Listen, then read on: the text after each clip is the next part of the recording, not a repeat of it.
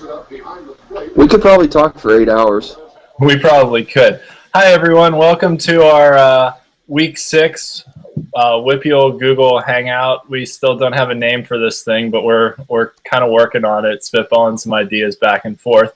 But at any rate, I'm Ian. I'm the Steelers and on Twitter, and you probably know me from the WPIAL stuff I write on my blog and all the WPIAL stuff I post on Twitter. I've got AJ here. He runs AJ WPIAL and WPIALfootballzone.wordpress.com. And Steve, who is BuckFever422 on Twitter. You guys want to say hi? Hello. How's it going? All right, so AJ and I did this last week, so we ran through a lot of what was going on so far this year. So not to rehash a bunch of things, but we did have a couple big games that happened last week. I know you guys were in attendance at a couple of them, so I think AJ was at probably what was the game of the year so far in the Highlands Apollo Ridge game. So AJ, you want to give us a little summary of that one? Yes, I do. This game, it was 20. They come out of the locker room. Highlands receives the ball. It's 14-0, and then I believe it was the second play. Elijah Jackson rips a huge run, makes it 21-0. At that point, you think Apollo Ridge it could be in trouble, but then they just turned up on defense. Then they made it like 21-7, and then they got an interception, which didn't result in any points.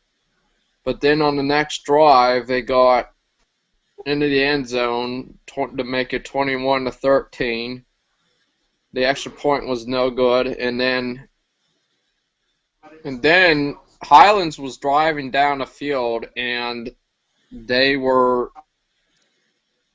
Elijah Jackson fumbles the ball, and Apollo Ridge takes over in Highlands territory, and they drive down the field.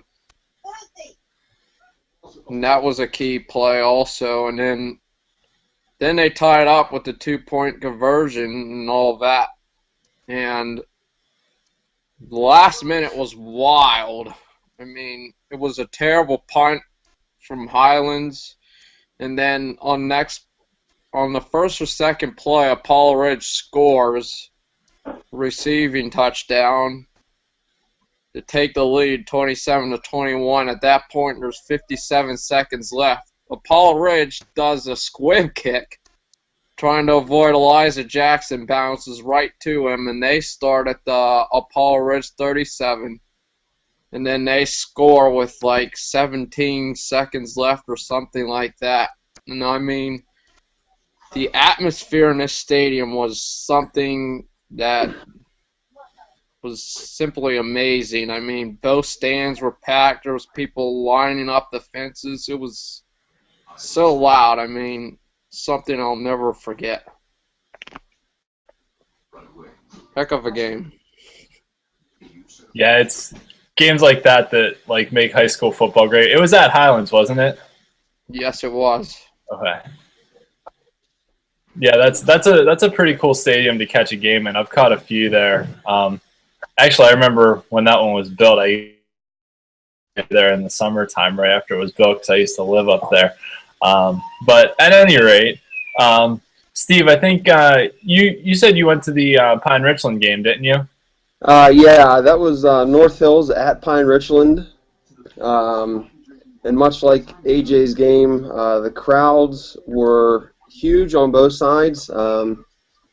Pine Richland had a neon out that night for the student section, and there was actually a point in time where the referees had to tell people to get out of the corner of the end zones. I got a crying baby. I'll be right back.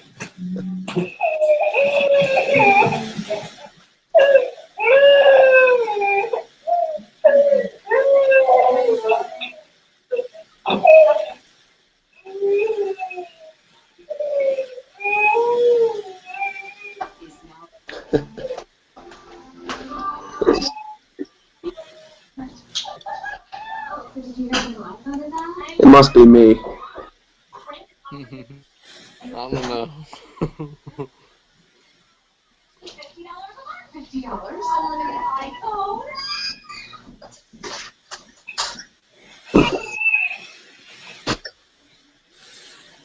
The unlimited plan exclusively for iPhone 6. Unlimited data, talk, and text for just $50 a month. Switch to Sprint without a contract.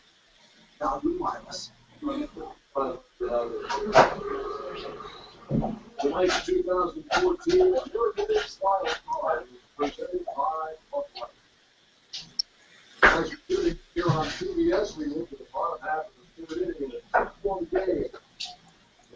Western the A's on top. Number 9 there. It's just right leading off here in third. See the shift here. This is where most of the balls that Mr. Osmond hits go to.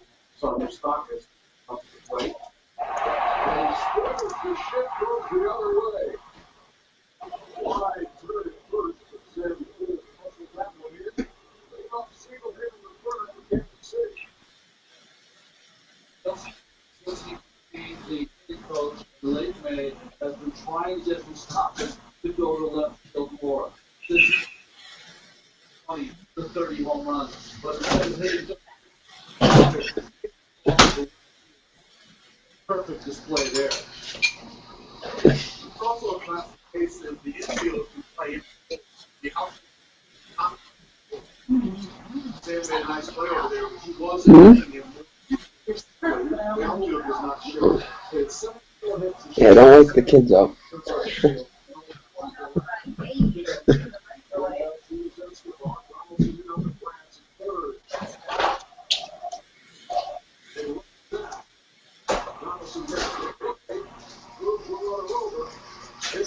Position with one down.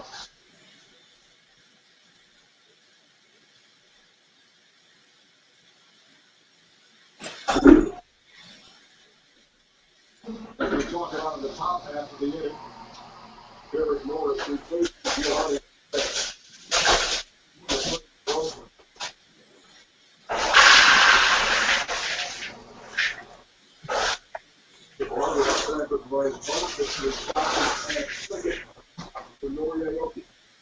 That was one of those box plays, Charles.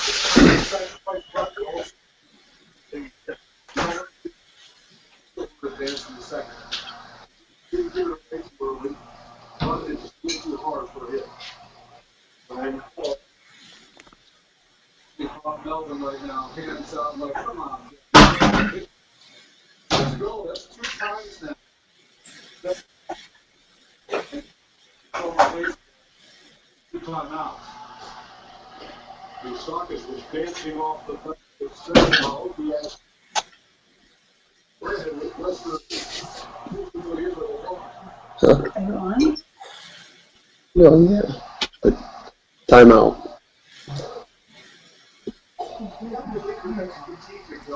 Dancing off second base, and also asking for timeout. the Royals said before the game that they are going to try to somehow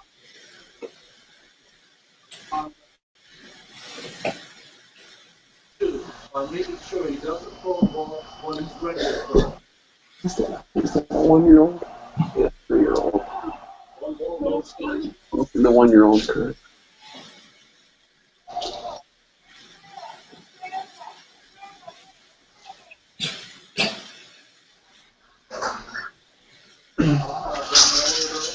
That would be like the Royals trying to go. The next time, I'm not even so ready to finish that. But he's going to Royals.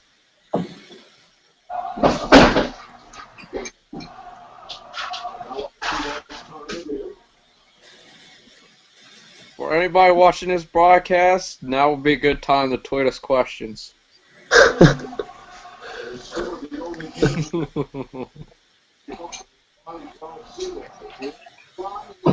Come on, you know you want to ask a question. Yeah, putting a 1-year-old back to sleep. This might take a couple more minutes. Yeah.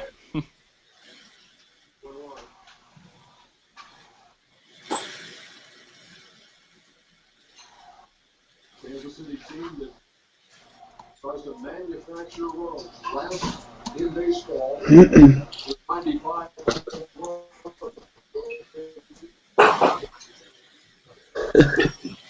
with that flat kind of swing of Aoki. He's like long time. Got in 6 tells you when that breaking ball, if it doesn't have that deep curve on it that's going across the stretch, hit with it.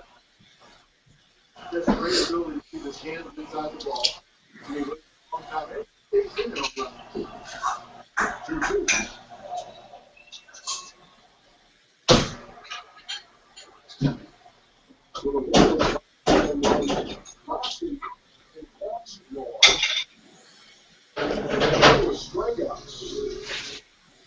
Hey, be quiet in there.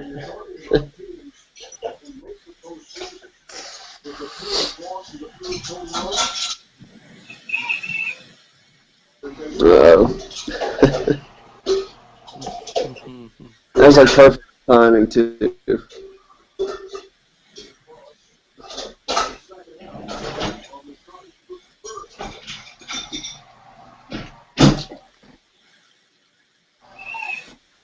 When you look at Royals offense, it's almost exactly the opposite of what Oakland is trying to do.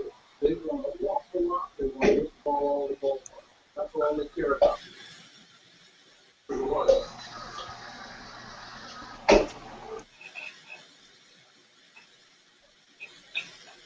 Well, biblical here would be Hayes' anal side.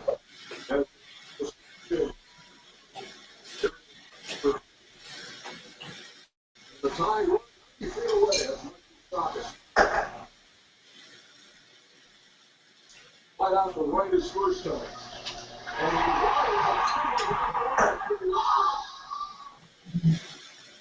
Tie game.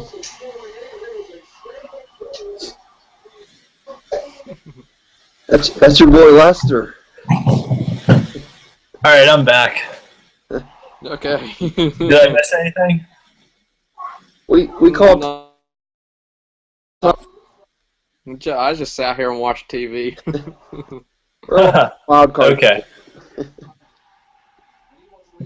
That's a good option too. And I tweeted All right, to tweet us so, questions. What's that? And I tweeted to tweet us questions, so Did we get any yet? no. All right. Okay, cool. So let's see. So we want to just start at the top and roll on down through the week 6 slate of games here. Not a ton of great games in Quad A. A couple headliners though. Probably North Hills and Central Catholic is the biggest one. I know, Steve, you've been to a few North Hills games this year. I haven't seen Central yet, but they're undefeated and look pretty stingy on defense. Yeah, North Hills last week. They're not really known for their offense. They really struggled against Pine Richland's defense. And one of the more crazy things that I don't understand is the quarterback runs to the sideline after every play to get the next play. It never made any sense to me. Let me look up something. I can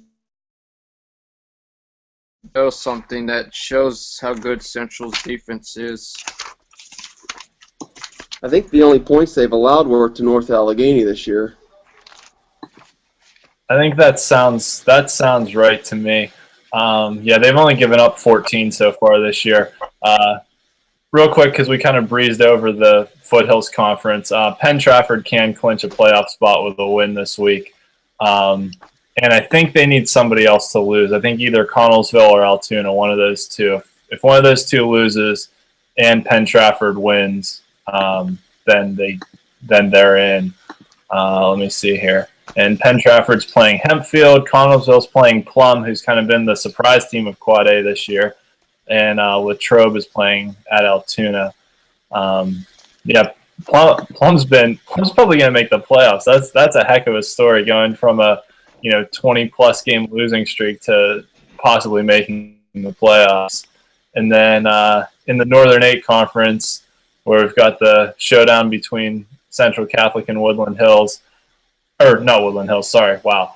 Central Catholic and North Hills. Central Catholic will clinch a playoff spot with a win and a loss by Seneca Valley, who's playing Pine Richland.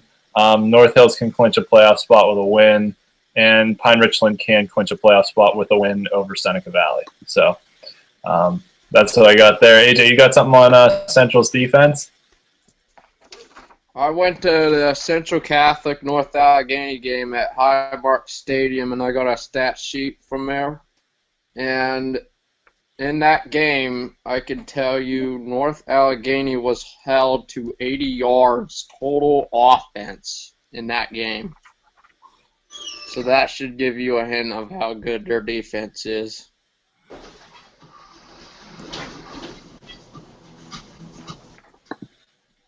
Yeah, it's not really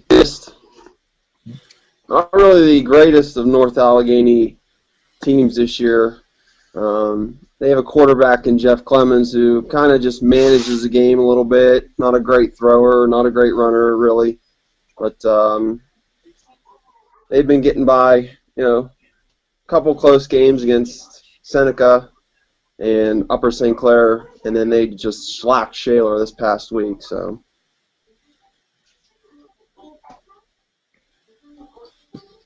Pretty much everybody's been slapping Shaler since JP Holtz graduated. That's so crazy to me that they haven't won a game since he graduated. That's pretty insane. I mean, it's been almost 3 years now. Yeah, it is remarkable. Don't know what to say to that. I don't see it anytime soon. Yeah, I think the biggest question in the Northern 8 Conference is probably who's going to get that fifth playoff spot, because Pine Richland, Central Catholic, North Hills, and North Allegheny are pretty solidified in the top 4.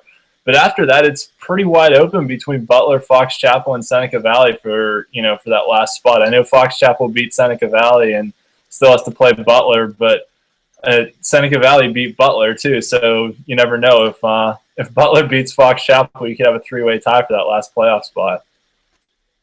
Butler's in 5th for the moment. Yeah, I'd definitely give the advantage to Fox Chapel there. They've already played Pine Richland and Pittsburgh Central Catholic. While the other, Butler and Seneca Valley, have yet to play those two teams.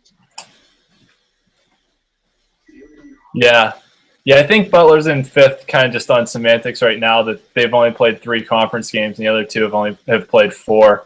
But it's going to be interesting to kind of keep an eye on that one down the stretch, because that could get into the WPIAL points tiebreakers or somewhere along those lines, where actually Seneca Valley has a lot of close losses, so that could come in handy for them if they kind of need Butler to beat Fox Chapel, and then I think Seneca still has to play Pine Richland and Central though, so they've got some tough games left on their schedule.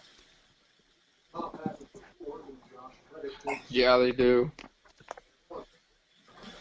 And I think the conference title will be, Week 8 at Pine Richland at Pittsburgh Central Catholic. I think that'll be, pretty much for the Northern 8 title for that. Yeah, I'll be at that game. Yeah, I don't disagree with you there. Looking at the Southeastern Conference,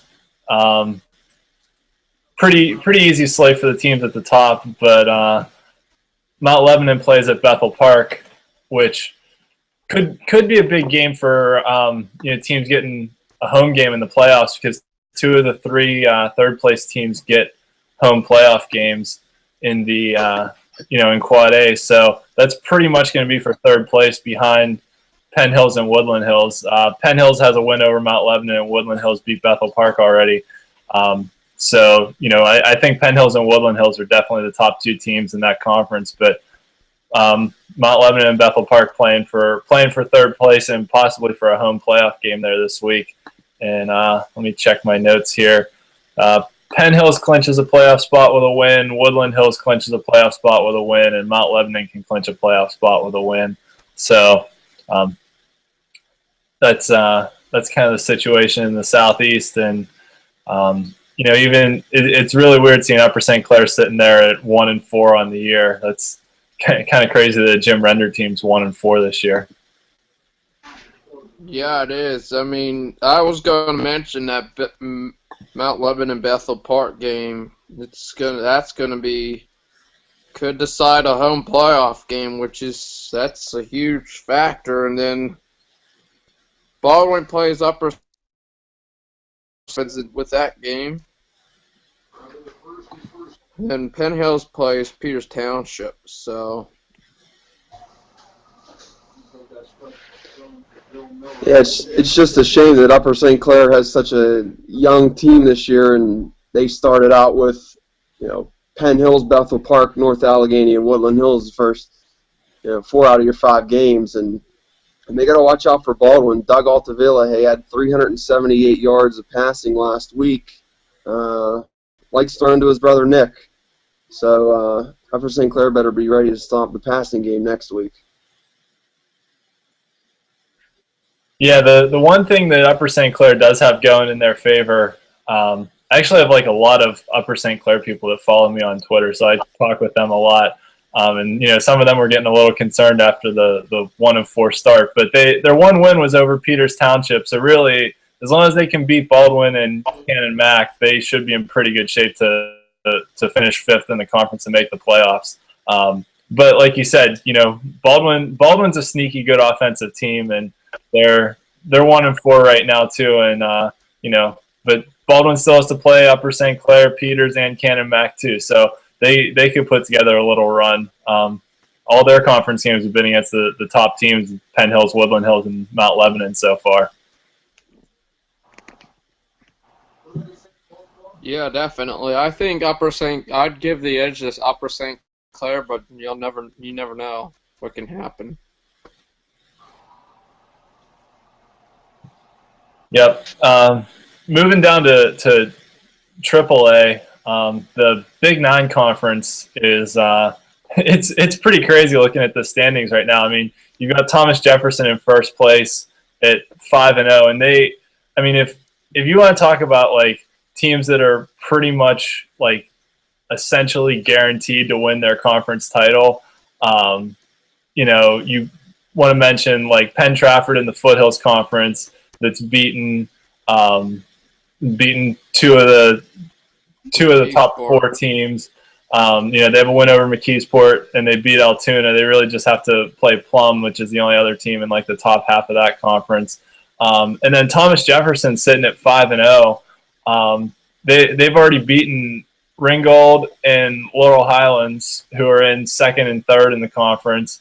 And then their last game of the year will be against West Mifflin, who's sitting in 4th right now. And they've beaten Elizabeth Forward and Bell Vernon, who are 5th and 6th in that conference. So out of after them sitting in 1st, they've beaten 4 out of the next 5 teams. So TJ can stack some wins here over the next few weeks against the bottom tier of the conference, and then pretty much be in position to, at worst, tie for the conference title when they play West Mifflin the last week of the year. Although West Mifflin's got some tough games coming up too. They play Laurel Highlands this week, which should be a good test to see how good Highlands actually is, because they kind of built their 3-1 record off some of the bottom teams in the conference. So they did beat Elizabeth Forward in week 1. But that should be a good matchup at the top, and then I think Ringgold plays Bell Vernon too. So yeah, they do. Sorting some things out in the middle of the conference there. Bell Vernon gave West Mifflin a pretty good game last week, so don't sleep on them. That's for sure. Yeah, Bell Vernon also lost to Hollidaysburg, so that makes you really scratch your head on what kind of team they really are. And same way with Laurel Highlands, they non-conference game last week against Mars, and they get absolutely smacked all over the field. So really, lots of question marks on what these teams, who they really are right now. Yeah, I agree. After Thomas Jefferson and Ringgold and maybe West Mifflin, it's pretty unpredictable in that conference. I mean, West Mifflin, they got that big game, like I said, this week. Well, this should be a good measuring stick for both teams. It's Laurel Highlands and West Mifflin, so looking forward to seeing that. And you got to give credit to Ringgold after getting beaten the first week by Thomas Jefferson. That they've come back with 4 straight wins, and Nico Law has been playing really well the last 4 weeks or so, and they seem to be back on track for second place in the conference for sure. Yeah, I agree with you there, Steve. I think Ringgold's definitely the second best team in that conference. But it'll be interesting to see how it shakes out the rest of the way, especially with Laurel Highlands having that head-to-head win over Elizabeth Forward. That could be big come the end of the year if those two teams are around that 5th and 6th spot in the conference. Ringgold, I think, is probably the best one-loss team right now in that conference. In classification, I meant. Yeah, I'd agree with you there. Although Franklin Regional as well. What was that, Steve? Yeah, I was just probably saying the same thing. And sorry to cut you off there. Franklin Regional as well. One-loss team. Lost the first week to Knock. They're 4-1 as well. So. Yep, that's actually an excellent segue into talking about the Greater Allegheny Conference, where there's actually a matchup that probably could decide the conference title this week between Hampton and Franklin Regional, which is pretty surprising that Hampton's made it this far, being undefeated. But they've put together an impressive season so far. They're 5-0. Franklin Regional's 4-1. And everyone else in that conference has at least 2 losses. Actually, the next 5 teams in that conference all are sitting with 2 losses, so it's pretty wide open behind them. If Hampton beats Franklin Regional, they'll be 2 games up on everybody. And then if Franklin Regional beats Hampton, they'll still have a game in hand. But some of those teams in the middle of the pack are playing each other too. Gateway plays at Mars. Knock plays Hollidaysburg. So. There's going to be a lot of sorting out in the Greater Allegheny Conference this week. Just checking my notes real quick here. Hampton clinches a playoff spot with a win and losses by Gateway and Knock. Franklin Regional clinches with a win and losses by Mars and Hollidaysburg. So kind of in that weird spot where, the teams that you've beaten head-to-head, you need them to be in situations where you could potentially be tied with them in order to clinch a playoff spot. But it'll all get sorted out over the next few weeks. But if you want to get your spot locked up this week, that's what we're looking at there. Yeah, Gateway and Mars, I think, is, other than Franklin Regional and that Hampton game, the Gateway and Mars game is probably the biggest team. I mean, Gateway's quietly gotten to 2-2. In that conference, and they beat Knock, which was a huge win, and then they beat Hollidaysburg. I mean, they finally got a little bit of offense going. We'll see. They got to go up to Mars this week. It should be interesting to see how good Gateway is, or has improved at least. Yeah, what was it? They had scored 37 points. I think I tweeted out Friday. They had scored 37 points in their first 4 games and won 33 on Friday night against Hollidaysburg. Something like that, yeah. I think it was maybe 38 or something like that.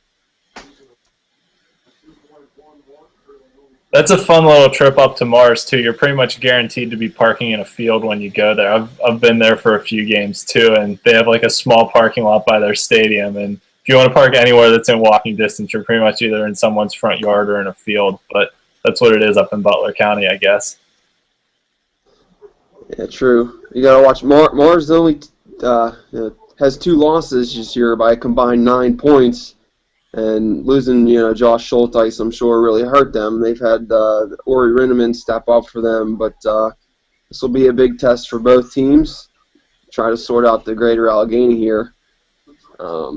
another note on like Hampton, my preseason preview I did for BleacherCoaches.com, I had Hampton actually 8th in the conference. So a little embarrassed about that, but never really expected them to be as good as they are. They've beaten Indiana, Gateway, and Knox, so a couple of decent teams there that they've defeated. They look like an offensive juggernaut the first 5 weeks.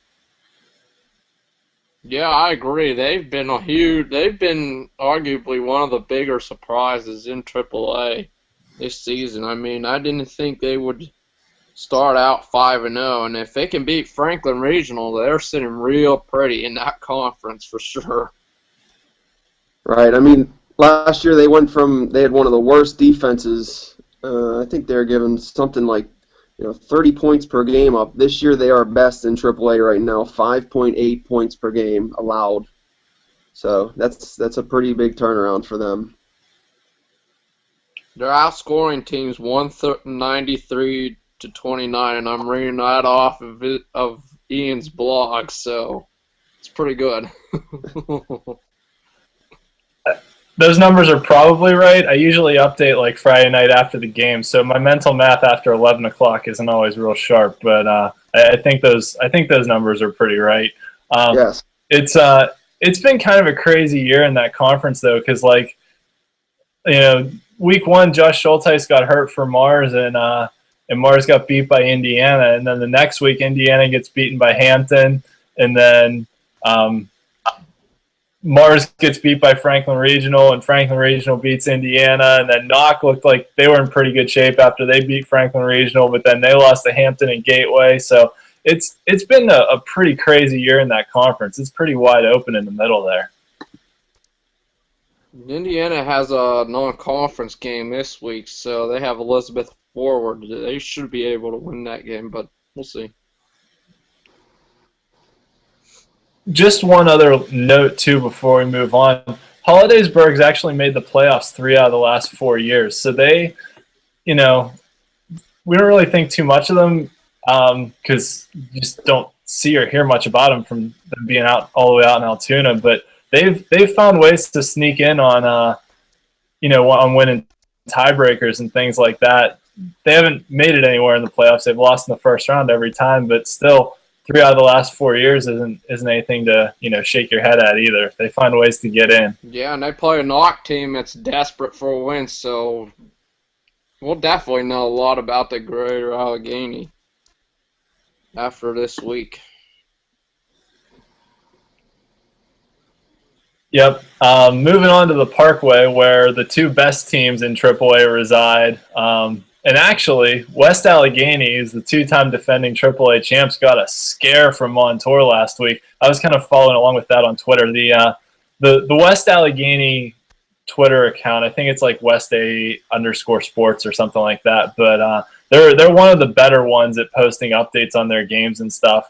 Montour actually tied that game at 21 late, and then West Allegheny was able to score, I think, within the last minute or so of the game. And pull that one out. But they got a run for their money from Montour, who I know we talked about last week. We thought they were probably the 3rd best team in the conference, but after that game, I think they're definitely the 3rd best team in the conference.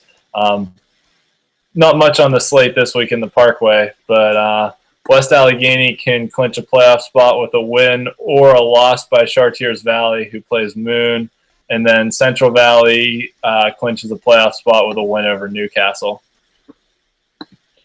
I mean, Chartiers Valley at Moon, that's going to be an important game there because, I mean, you win that game, you're a leg up making the playoffs possibly. I mean, they're right down there at that bottom, and then let's look at the schedule. I mean, Moon and Char Valley pretty much play the same schedule. Ambridge. West Allegheny plays Blackhawk, and then Central Valley plays Newcastle, so Moon and Chartiers Valley is probably the biggest game in that conference this week. Yeah, they're definitely looking ahead to Week 9 for West Allegheny at Central Valley for the conference championship there.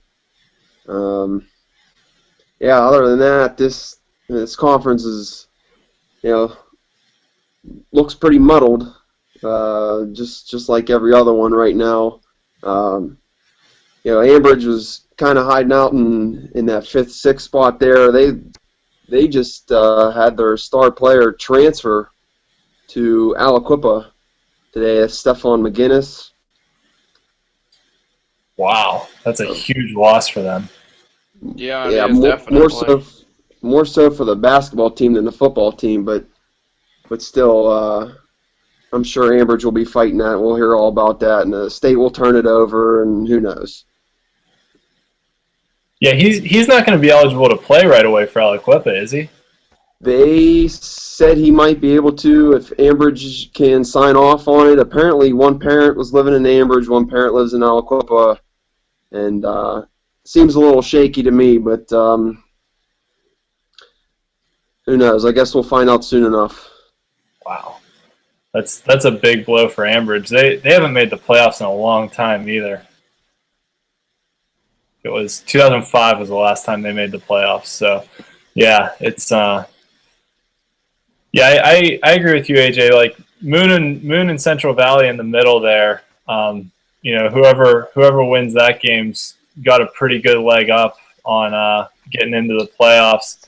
And actually, keep an eye out for Newcastle too, coming out of the bottom. They had a pretty young lineup, but they just beat Moon last week, and they still have to play Hopewell and Blackhawk and Chartiers Valley. So Newcastle could sneak their way up into the playoffs too. They had some big losses early in the year to West A and Montour, but they could sneak in there with a couple more wins.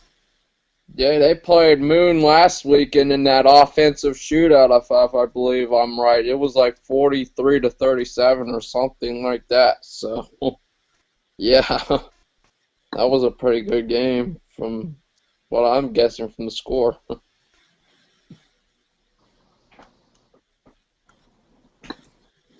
Yep. Anyone else have any thoughts on AAA before we move down to AA? No. Really? All right. So we talked a little bit about AA already. Holy smokes, it's raining.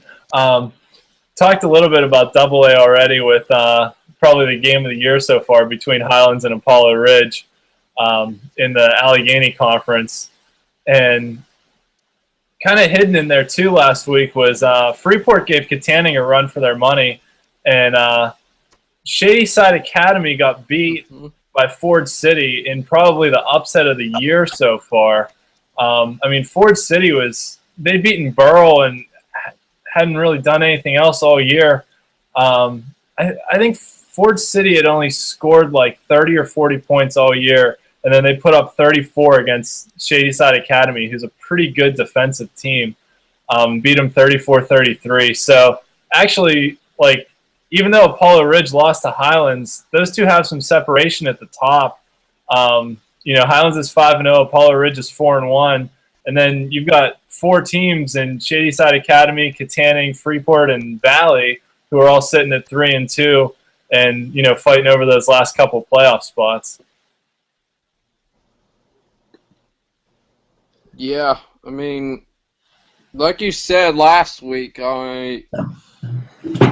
Freeport could actually probably, they're sitting at 3-2, so is Valley, so, they could maybe sneak their way in if they could be one of those upper tier teams. Ford City did last week. Why can't Freeport or Valley if they play each other? I don't know. Let me look at their schedules. Freeport's beaten Ford City, Deer Lakes, West Shamokin, and they've lost to Shadyside Academy and Katanning. So Freeport plays Highlands this week, I know, and they still have to play Apollo Ridge and Valley. So they'll have their opportunities. Let's see, Valley's played Burrell, Ford City, Deer Lakes. They lost to Shadyside and Apollo Ridge. So all those teams are going to have chances. Yeah, I definitely think Katanning's probably got the upper hand for third place there. They've already played Apollo Ridge and Highlands. They've also already defeated Freeport if that happens to come into a head-to-head or a tiebreaker deal there. Shadyside was definitely on their way to third place there, but that 1 point loss to Ford City really just makes you scratch your head. Um, they'll never get the revenge on Ford City since it's the last year for the Sabres football team. Did Catanian even play Shadyside Academy yet this year? No, not yet. Catanian and Shadyside Academy both play on a Saturday, so They play Shadyside is at Katanning October 17th. That's week 8. That'll be a Yeah, big one. Shadyside has 2 Saturday games in a row, which is weird. At Deer Lakes at 8 p.m. this Saturday. That's a weird starting time. And then they have West Shamokin at 3 p.m. the following Saturday. So I'm not really sure what's going on out there in Fox Chapel, but some weird starting times the next couple weeks for Shadyside. That is strange. I know for a while Shadyside didn't have lights on their stadium, so they played their home games on Saturday afternoon. But I thought Summit Academy was the only AA team that played on Saturday afternoons now. But I could be wrong about that. I think that's correct. I don't know if Fox Chapel's home this week and they just don't want to have the next 2 weeks. They just don't want to have 2 teams. No, Fox Chapel's at Shaler this week, so that wouldn't even be an issue this week. So I'm not really sure what the deal with that is. Yeah. Highlands can clinch a playoff spot this week with a win and a loss by Katanning, so not sure. It's probably not very likely. Katanning's coming off a couple tough games. They lost close ones to Apollo Ridge and Highlands, and then they just blew out Freeport in the second half of that game last week. So Katanning's got a pretty good offense. I agree with you that they're probably the third best team in that conference right now. So, which they're at Burrell this week, so that shouldn't be an issue. Yeah. That's not a team I would want to play in the first round of the playoffs. Having to see Katanning with that offense coming into your stadium the first week. That's certainly a recipe for an upset. I agree. It's just as long as the other team is like, if they struggle on offense, yeah. The problem with Katanning is, yes, they have an outstanding offense, but they have to improve on defense, like I said. We'll see. They're capable of winning a shootout. I agree. You don't want to play them in the first round, though. Definitely. They'll probably be the best out of the number 3 seeds as you look at it now. Maybe Steel Valley and either Beaver Falls, but they're definitely offensively capable out there in Katanning. That's actually a great segue to talking about the Century Conference, because Steel Valley plays South Fayette, which is probably the AA game of the week this week. South Fayette's just been slaughtering everyone, but Steel Valley's no slouch, and they played a real tight game against Seton LaSalle. I think it was like 14-7 a few weeks ago. So, Steel Valley's got a capable team, and they're certainly playoff capable, and this will be a good test to see just how good they are against a really good South Fayette team. Yeah, they beat 14-7, and then last week they beat Quaker Valley 28-26. So we'll see what Steel Valley. We'll definitely find out what they can do this week. South Fayette's probably the king of the class as of right now. So we're gonna find out how good Steel Valley is. Yeah, Steel Valley, that was a big win for them at Quaker Valley last week. Now, Quaker Valley's without Dane Jackson, but still very capable team out there this year. Definitely looking forward to Week 8, South Fayette at Seton LaSalle. That'll probably be for the conference championship. And Brett Brumbaugh only needs 104 yards 2 touchdowns to break each record for WPIAL passing, 802 touchdowns set by Lenny Williams. So I'm sure might be getting it this week. Steel Valley only lets up 16 points a game, so we'll see Yeah, the I way was they throw the actually ball. wondering that he was gonna. I heard he could break the record this week, 104 yards. I mean, we'll see if he gets there or not. I mean, he's capable, that's for sure. Yeah, he's already got 1,078 in 5 games this year, so One of the guys on South Fayette who has emerged as a big guy as they transfer from Gateway is Roman Denson. He's doing well down there. I mean, he's a good receiver and he plays corner also. So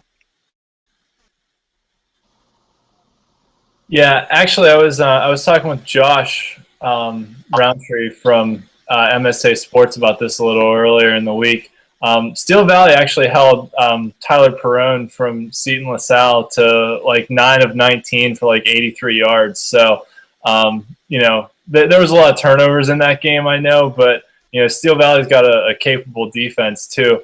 Although, as much as I'd like to see Brett Brumbaugh, South Fayette plays Stowe Rocks next week, so might be kind of fitting if he does it next week against too.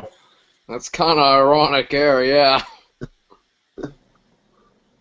well, it would definitely happen then. Stowe Rocks has really not had a very good year moving up to AA this year. They were going to struggle in Single A, honestly, and just unfortunate them. There are a couple guys over the enrollment, and it's been a rough year. They've only beat Carleton, who's only got like 20 players on their team as well. So tough go for the Vikings.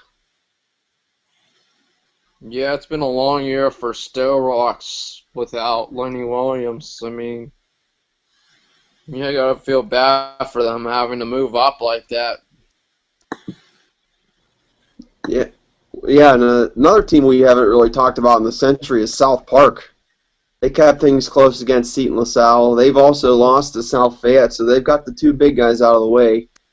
They've beaten Quaker Valley, which might help them with that fourth seed in the conference for head-to-head. They've got an easy game this week at South Allegheny, so they should be up to 4-2. It might be a 3-team logjam there, 4-2 with Steel Valley, South Park, and Quaker Valley. Yeah, definitely. I mean, South Park, yeah, they played Seton LaSalle, I believe, that first week, and they only lost like 19-8. So, yeah, South Park's a really capable team also. And I believe, don't they still have to play Steel Valley? I'm going to look at it. Yes, they do. They play, that's the Week 8 game, Week 8. So that'll be a big game. Yes, South Park's got an opportunity to stack some wins here too with South Allegheny and Carleton next on the schedule. So they've got a chance to put themselves in position to pretty much wrap up a playoff spot. Whereas Steel Valley's got Quaker Valley this week, and then Keystone Oaks next week. Who I've been saying all year that even though Keystone Oaks is only 1-4 right now, they're definitely upset capable. Their quarterback was actually the leading passer in the conference ahead of Brett Brumbaugh for a while. Up through last week, I think. Looks like he's Kobe Filippi's his name, like the shout out there. But he's only like 60 yards behind where Brumbaugh is right now. So he's got about double the pass attempts. But nevertheless, he's only about 60 yards behind him. So they've got an offense that can move the ball and can score if Keystone Oaks' problem's really on defense, but they still have to play Stowe Rocks and Carleton and East Allegheny, so I don't think they've got enough left on the schedule to get to the playoffs, but they could always upset someone too. Definitely, I agree. I mean, you gotta look for the spoilers in every conference. Keystone Oaks is probably one of them, yeah. Yep.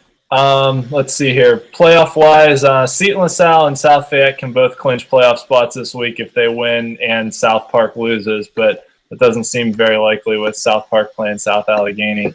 But nevertheless, they can clinch spots there. Moving on to the Interstate Conference, we had a heck of a game there last week with Washington and Mount Pleasant, which was, last week we talked about there were 3 games in AA that would probably decide conference titles, and 2 of the 3 were good games. Aliquippa kind of laid it on New Brighton, but Mount Pleasant and Washington were tied up for a while, and then Washington pulled away late in the game. But really, Washington's in great shape to pretty much just roll on right through the rest of the schedule. They already beat Waynesburg, who looks like a pretty good team in that conference, even though they lost to Washington and Mount Pleasant, and then Mount Pleasant has a win over McGuffey, so and they've already played Washington. So those 2 will probably be the top 2 teams in that conference come the end of the year. I don't really see either of them losing again. I agree. McGuffey's sitting there also. I mean, up at 3-1 and 4-1. So, I mean, they're a team that could sneak their way in. I mean, then let me see. Yeah, McGuffey only lost to Mount Pleasant by 6 points. So they kept that game close. They still have Washington later on. The big problem with McGuffey is their quarterback, Nate Wilkie, did not play out with a leg injury. So word on him, not sure, but that could be a big blow if it's anything longer than, say a couple weeks. And then this week they have Derry. That should be a win no matter who's under center. But yeah, actually that first game of the year, that McGuffey-Mount Pleasant game, Mount Pleasant stormed out to a huge lead, and McGuffey came back at the end to make it close. I remember one of the guys that tweets Mount Pleasant games was basically like, "This is a rout. Wake me up when we play Washington." And then McGuffey stormed back and almost beat him. So I was kind of giving it to him a little bit, but it was I remember that because it was kind of like what happened with the Steelers and the Browns in Week 1. That Mount Pleasant was up huge on McGuffey, and then they stormed back on him in the second half. I think it was almost a mercy rule, and McGuffey came back and made it like a 1-score game. But I think there, McGuffey already has a win over Southmoreland. So, pretty much the McGuffey-Waynesburg and then the Southmoreland-Waynesburg games are pretty much going to be the ones that decide who get those last 2 playoff spots there. Yeah, definitely. Southmoreland's between those 3, McGuffey, Southmoreland, and Waynesburg, that's 2 of those 3 are going to make the playoffs. I would agree. And then Washington's sitting pretty, obviously. I mean, yeah, Southmoreland, they've played a lot of the bottom feeders. They beat Charleroi by 1 point. They've beaten Brownsville. They've beaten Derry. So they got a lot of the top teams left. Waynesburg, very interesting. They lost to Washington by 8, Mount Pleasant by 1, but their star running back was hurt last week, and Portsart wasn't very good. John Glenn Davis. So if he's out for, just like McGuffey and Whipke, if he's out for an extended time, that might deter their rest of the season. So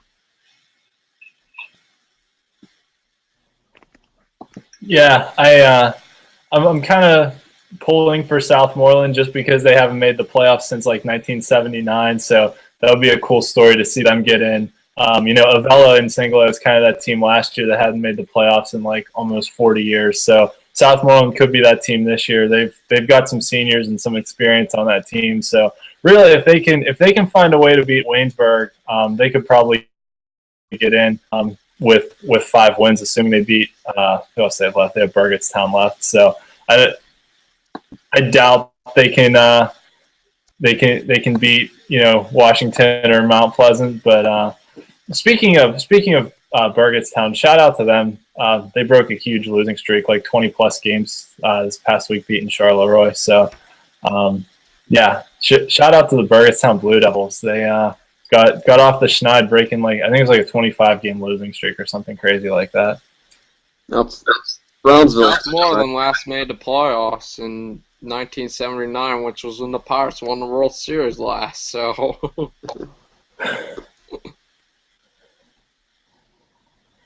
So Yeah, you're what- saying if they make the playoffs, the Bucks are going all the way? maybe. I know you two hope that.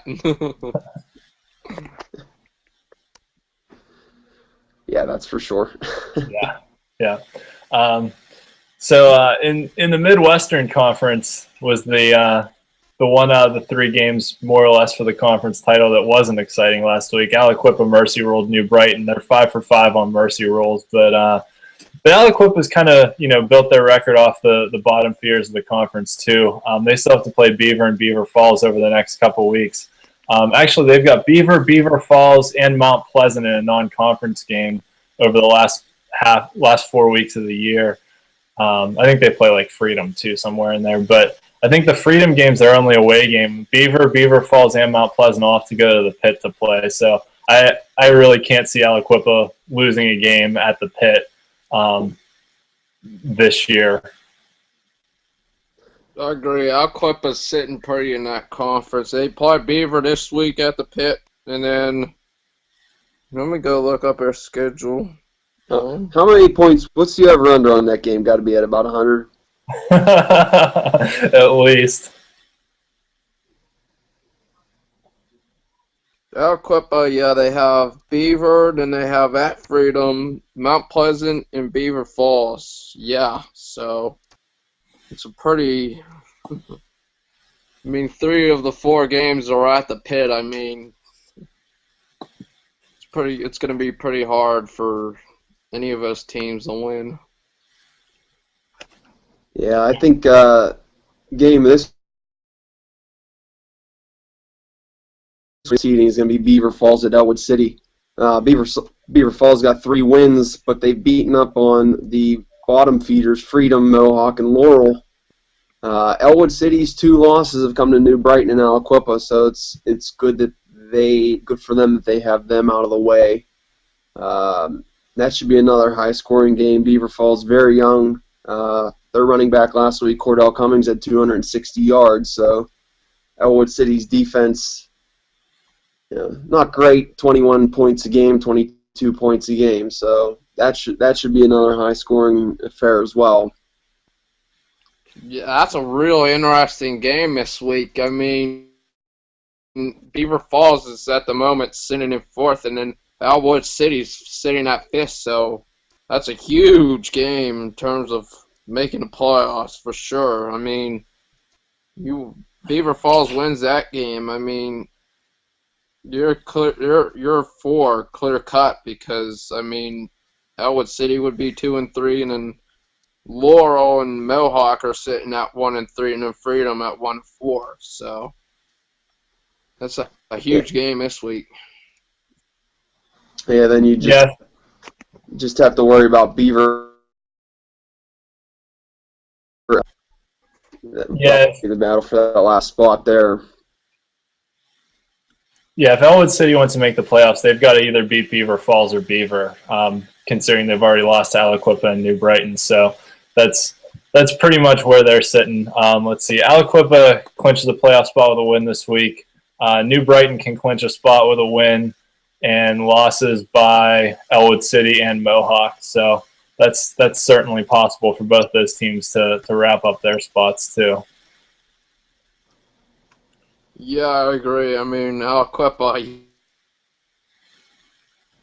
that in the Pit, you just can't go against Aliquippa. And at the Pit, they haven't lost there in so long. Yeah, I think it was like 2009 was the last time they lost a conference game. It's insane. That's insane. Yeah, it is. And they even lost a lot from last year as well. I mean, it's still amazing that they're doing what they're doing because they're just blowing teams out. They're just a machine. I mean, they got Kajon Pugh, they got Darian Fields. He's a capable quarterback, and then DeMonte Brownell, he's emerged as another running back. I mean, and then they have Patrick Anderson, who's a big, tall receiver. I mean, they just reload year after year. I mean, with single A size, it's remarkable. Single Yeah. A. Yeah, it is. It is pretty remarkable. I mean, I think in the last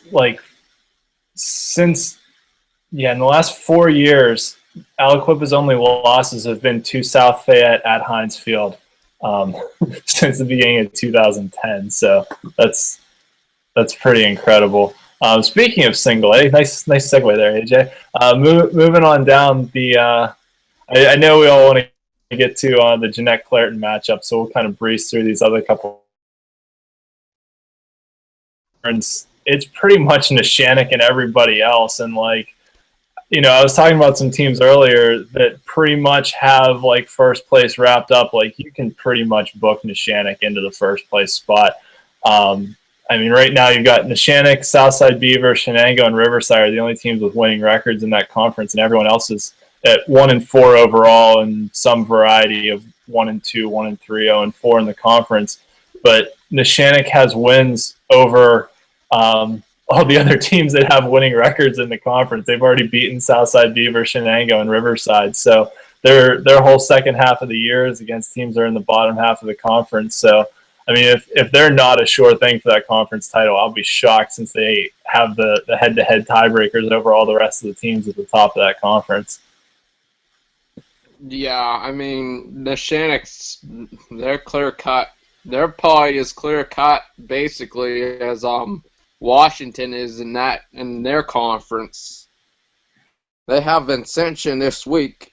Vincentian has a decent offense from what I've heard, but I mean, Neshannock is they're just too good on offense. I mean, Eli Owens, he's a heck of a running back there.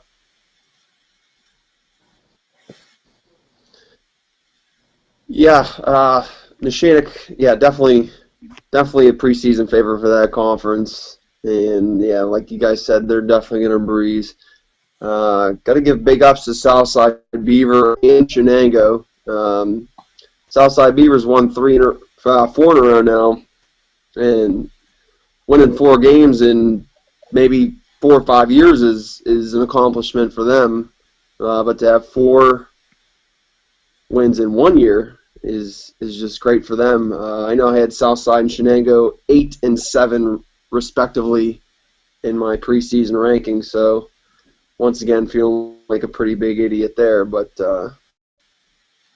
speaking of those two teams, coincidentally, there's a big game this week. There's Southside Beaver plays at Shenango, so that's going to be a huge game in terms of playoff seeding for sure.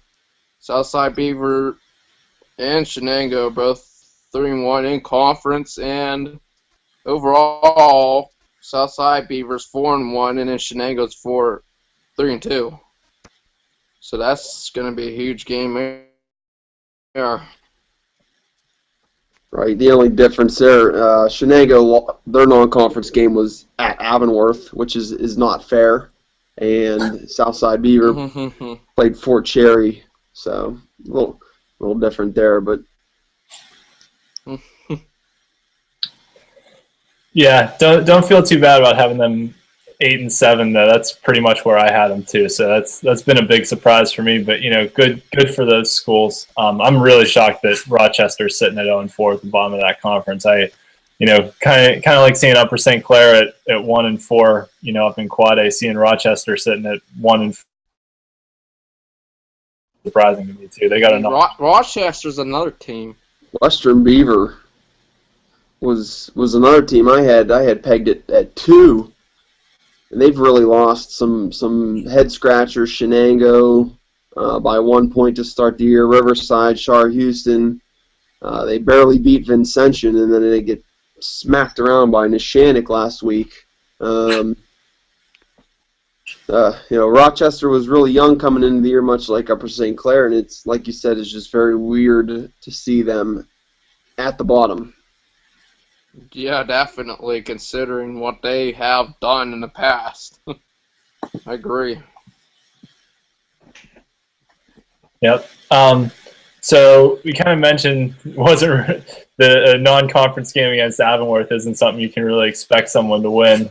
So speaking of Avonworth and my alma mater, the defending state champion North Catholic Trojans, the Black Hills Conference, those two teams play each other next week on what's that, October 10th at Lieutenant J.C. Stone Field at North Catholic's homecoming game. So pretty much, I mean, those two teams have a 2-game lead atop the Black Hills Conference. They both have head-to-head wins over Shar Houston. North Catholic plays Fort Cherry this week.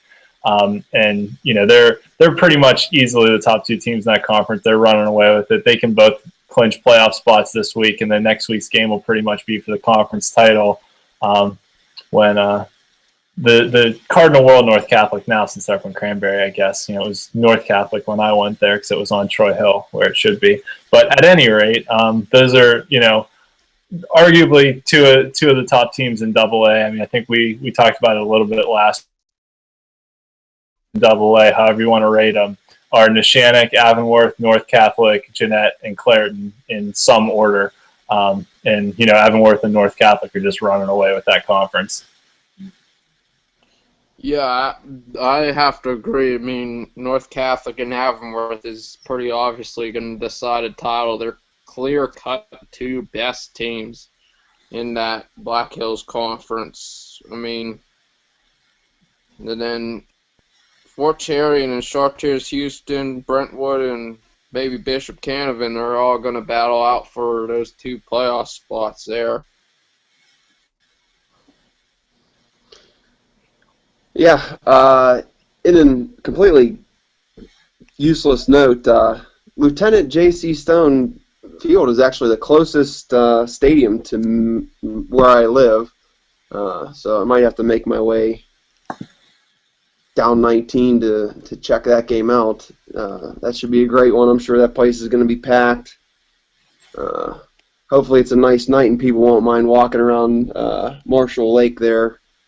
If they can't find any parking, but there is no parking there at all.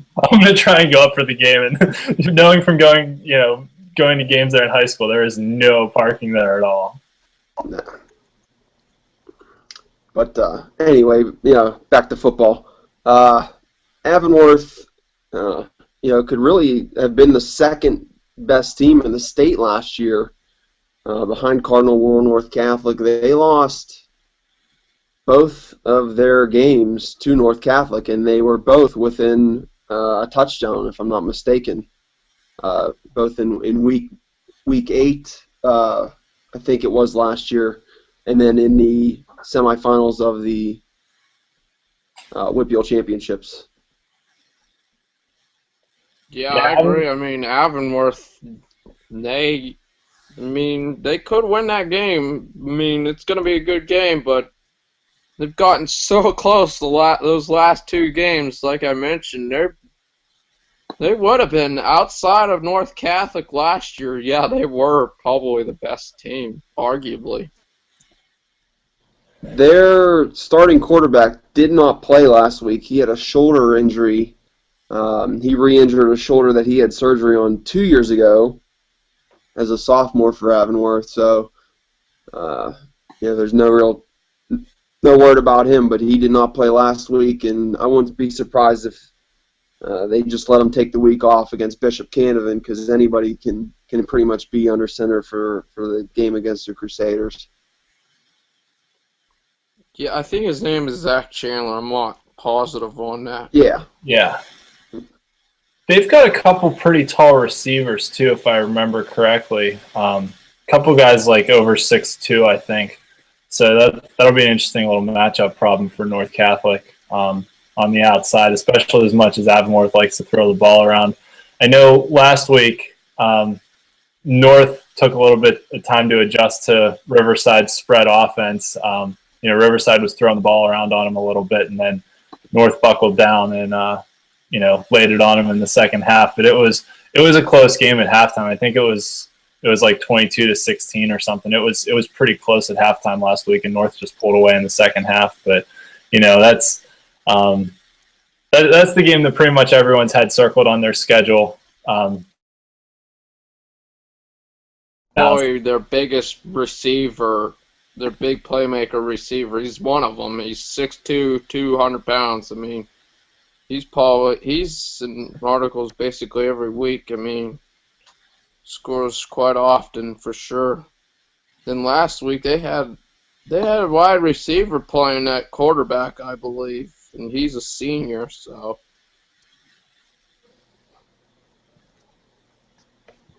Yep. So we'll probably talk some more about that game next.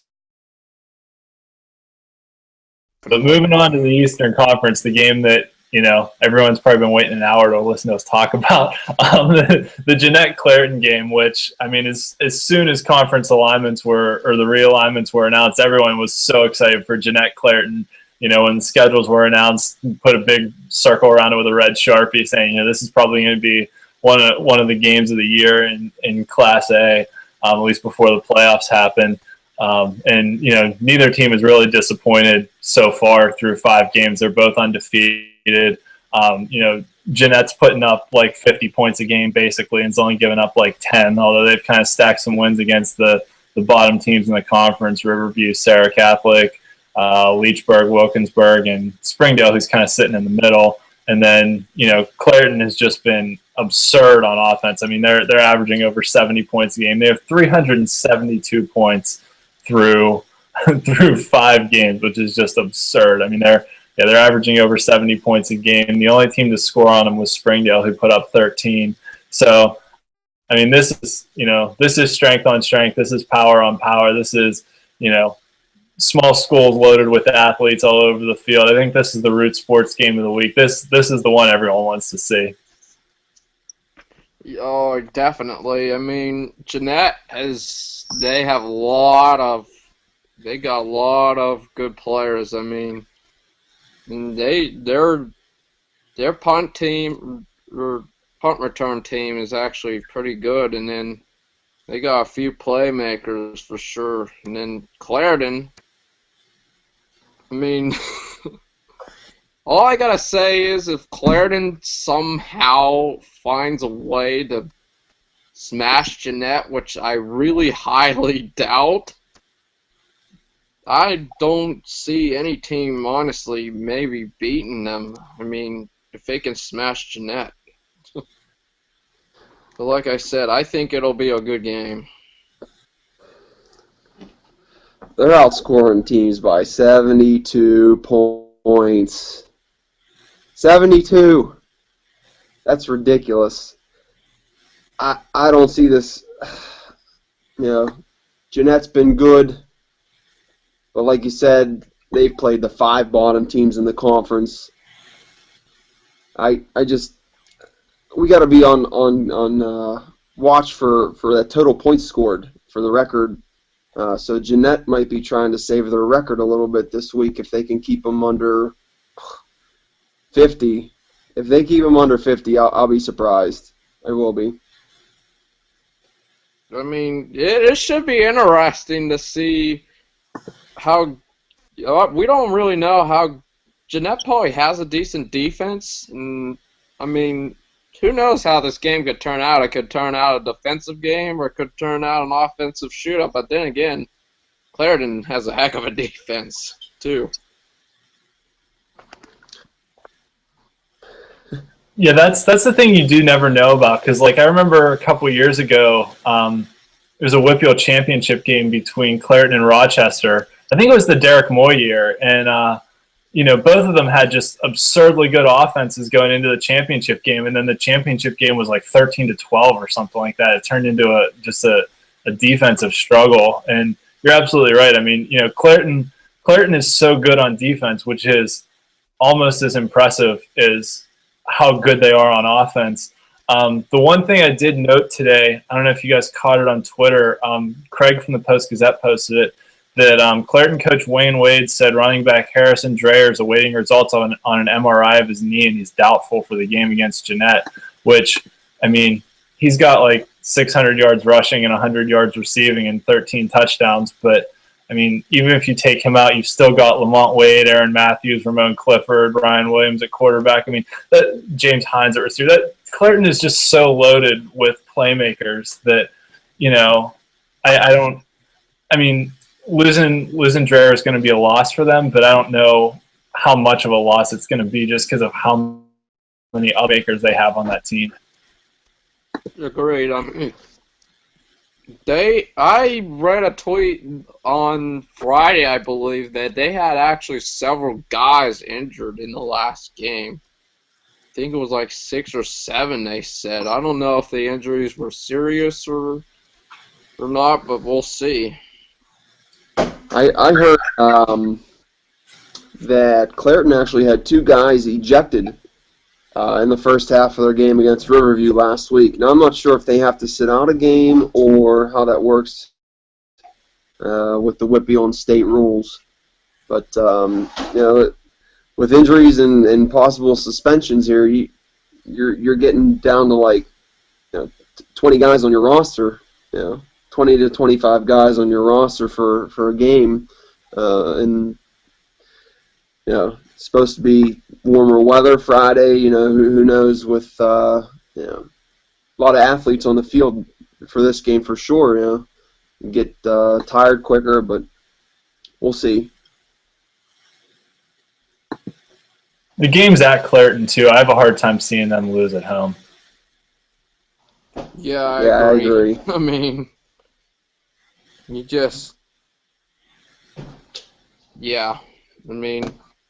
Clairton has a tough stadium for sure. Yeah, Julian Batts has been good this year. We talked about Clairton players. We'll give him a shout out. I took this off Post Gazette's websites. He's 24 of 26 passing this year. 317 yards, not that many. Maybe for 24, probably a little over 12 yards a catch. 7 touchdowns. So he's having a good year out there. He's running for over 15 yards per carry. So, but if Clairton only has one guy to pay attention to in Bats, it could be a long night for him. Yeah, I mean, they do have some other playmakers from what I know. I mean, Terrell Kennedy they have, and then Giovanni Sanders is a guy who's underrated also. I've seen his name mentioned in several interceptions and fumbles and that, and causing havoc on defense. So they do have 3 or 4 athletes maybe, so it should be an interesting game. I mean, we'll see. Yeah, there's actually a couple other games, and I mean that game's pretty clearly for going to be for the Eastern Conference title, pretty much. I mean, you've got Monessen at 4-1 and Greensburg Central Catholic at 3-1, which Monessen's loss was to Greensburg Central, and Greensburg Central just got hammered by Clairton. So, those are pretty clearly the best 2 teams in the conference. But actually, Monessen plays Springdale in what's probably a pretty big game this week because Springdale's fighting for their playoff lives, and if they want to get in, they've got to beat either Monessen or Greensburg Central. Really, they're considering the schedules that both of the other 2 teams have. If Springdale wants to get back to the playoffs, their best route's to beat Monessen and then beat Riverview in their last game of the year, and hope that Monessen loses to Gent and Clairton, and they both wind up like 5-3 or 5-4, whatever it would be. I don't know. Yeah, I agree 100%. This week's game is. Sorry. Yeah, Monessen and Springdale deserve a shout-out. I mean, Clairton and Jeanette are going to get a lot of talk, clearly, in that conference. Well-deserved, I mean. But Monessen and Springdale is definitely a huge game in terms of making the playoffs or not making the playoffs. I mean, Monessen's sitting up at 4-1 quietly, but they have that one loss is to the Greensburg Central Catholic by field goals, so... Yeah, if Springdale doesn't make the playoffs, they gotta look you hate to look back to such an early game, but the way the WPIAL is now, you play those conference games real early. They lost to Leechburg by 6 points. Leechburg has not been a good team for some years now, and apparently a lot of injuries from Springdale, but they've got the big boys out of the way. They got to take care of business this week, and that game is at Springdale. That's a long drive from Monessen up into the Allegheny Valley for sure. So it's probably an hour and a half good on a bus. So. Yeah, the long ways. Just something else to throw out here, to give it a little more meaning to this game. Springdale's actually knocked Monessen out of the playoffs 6 times since 2003. In 2003, 2004, 2006, 2009, 2010, and 2011, Springdale knocked Monessen out of the playoffs. So, most of that was back when Monessen was playing in the Tri-County South. But, Springdale traditionally has been a team that's been able to have their number. So, there's a little bit of history riding on this game too, even though it's the first time they're meeting as conference opponents. Yeah, definitely. I mean, I remember you mentioning that. So yeah, I mean, this should be an interesting game for them, both of them actually. Yeah. That was a good segue into the Tri-County South there. I'll give you props for that one. Thanks. There's another game I want to mention there too. Fraser Beth Center. Oh yeah, the unbeaten showdown. I mean, Beth Center and Fraser are two best teams, so we're going to talk about a lot about this game too now. Yep. Yeah, they're both sitting at 4-0 in the conference, and they're 2 games up on everybody else. There's kind of a logjam in the middle of the Tri-County South. But Fraser and Beth Center are clearly the best two teams going there. And I think Fraser was actually the last team to beat Beth Center in conference play. Beth Center, I think, has like a 1.5 year winning streak, basically, like 9 or 10 games. I did a post on like longest winning and losing streaks last week, and my computer's being real slow, so I can't pull it up right now, so I can't give you the exact numbers. But it's on my blog if people want to check it out. But Beth Center's got a pretty long in-conference winning streak going, and I think Fraser was the last team to beat them. And so this game will decide the conference title in the Tri-County South. Definitely, and Beth Center has a good running back in Anthony Welsh. I mean, he's racking up the yards and the touchdowns down there too. I mean, he's not going to beat Austin Kemp, obviously. No one's going to touch him. Kemp might even beat Billy Bear for the WPIAL record. But, definitely. Yeah, Fraser's got a good running back themselves, Alvin Ross. They're averaging over 11 yards per carry. It's real hard to tell in the Tri-County South who's doing what this year. But looking at their out-of-conference, Beth Center defeated Greensburg Central by 9. Fraser had to play Leechburg. So if you're looking out of section, maybe strength of schedule there, Beth Center gives you the better effort there. Plus, like you mentioned, Beth Center wins, and they win in the conference. Fraser knows that. So maybe that gets Fraser off their game a little bit, but.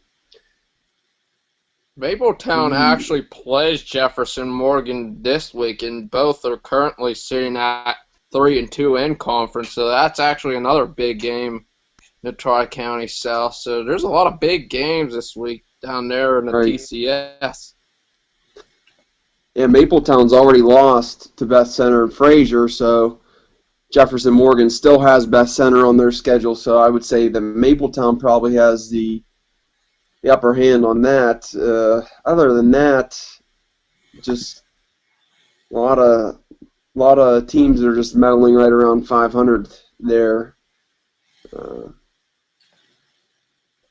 Mapletown hasn't made the playoffs since 2005, so they're they've got off to a good start. I mean, they've got wins over Carmichael's and Avella, who made the playoffs last year, which was for the first time since like 1978, which was just a fantastic story. And actually, I'm kind of surprised by Avella. They brought a couple people back from that team, but they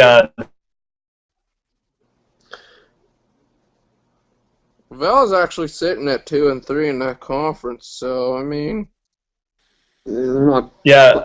not completely out, but they're not where many people thought they would be. I mean, Santino Paris is back. His throwing percentage this year is right around 30. He's thrown the ball a lot, but not with great success. So that might be, what their big issue is. Another team that I expected to be a lot better is California. They got smoked by Clareton in week 1, and it's just been downhill ever since then. They lost to Avella, Best Center, Jefferson Morgan, and Carmichael's. So there were two teams definitely that I thought would have been definitely playoff contenders for this season that are sitting near the bottom of the TCS. So. Avella plays Wilkinsburg, which is a non-conference game, and then they play at Bath Center. Then they play Carmichael's and West Green, the last two. Yeah, Carmichael's is another team. Like they started slow. They lost their opener to Mapletown, and they have a loss to Beth Center. But they're another one of those teams that always seems to find their way into the playoffs. They've actually, since '98, they've only missed the playoffs once, which was in 2011. So, I think they've got a pretty young team down there. They made the playoffs last year, and actually they gave somebody, was it Fort Cherry, a run for their money in the first round. It was a really close game. It was like 14-12 or something. I remember they came the closest of anyone to winning. Like of anyone in the Tri-County South that hasn't won a playoff game since 2010. But yeah, I agree. I mean, I think Mapletown and Jefferson Morgan are sitting in good spots right now, and Carmichael's is kind of hovering there too. And Bentworth and Avella definitely have some work to do. I was kind of surprised by California too. It's kind of funny that their school put up a really big deal when they got moved out of the Tri-County South and into the Black Hills Conference, which was a stacked conference the last few years with like Clareton and Monessen and a good Fort Cherry team and good Brentwood team and Bishop Cannon team that was pretty good when they put the conferences together, Chartiers Houston team that had been traditionally pretty good, and California got thrown in with them, and the school put up a pretty big stink about how they didn't want to have to move there and how they would be more competitive in the Tri-County.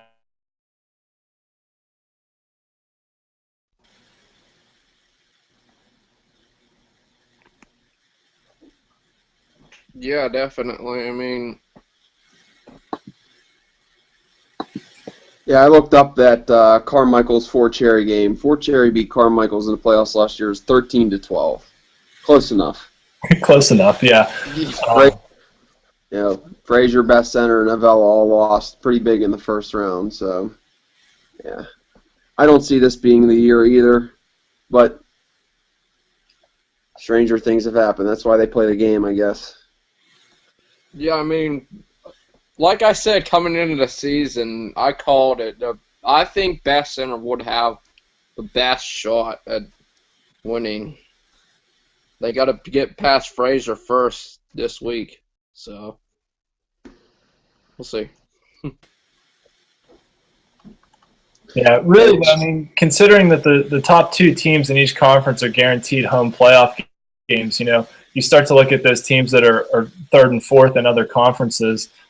Best Center did beat Greensburg Central Catholic head-to-head. I mean, they wouldn't, match them up head-to-head in the first round. But, you start to look up at, like, those Big Seven teams. Like, if Beth Center gets, like, Shenango or Riverside in the first round, like, they might have a fighting chance at that one. Yeah, I mean, it's possible. It shows you how much respect they get from, MSA has Best Center ranked number 6, Fraser ranked number 8. So, like you said, they'll probably be the ranked seeded 7th and 8th as long as the brackets will allow it.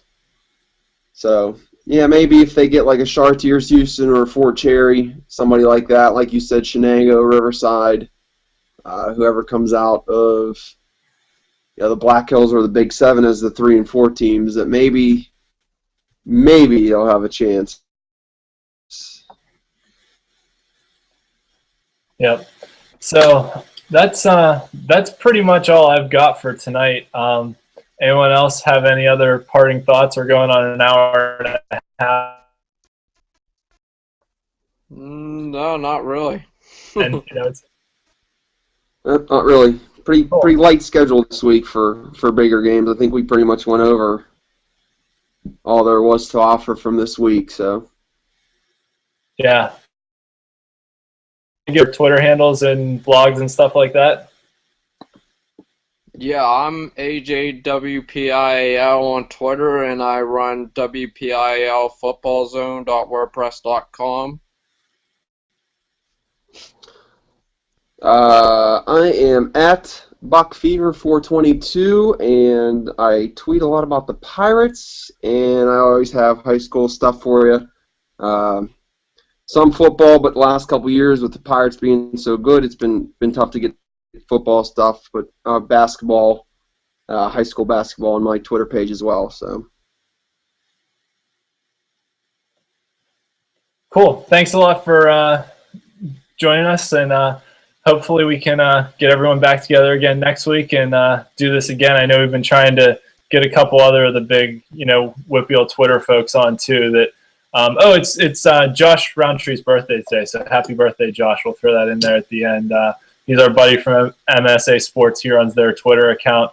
Friday nights, if you're like me and sitting at home, just following along on Twitter, hashtag WPIAL, hashtag MSA Scores, hashtag Skylights. I'm Ian. I'm at the Steelers and at on Twitter. My blog is thesteelersandat.blogspot.com. I've got what I like to think is the best WPIAL standings page around, because it has all the tiebreakers with Gardner points and WPIAL points tiebreakers and who teams have beaten head-to-head and all that right there in front of you, so you don't have to click around a whole bunch. So thanks, everyone, for tuning in, and hopefully we'll be back teams this weekend in their games.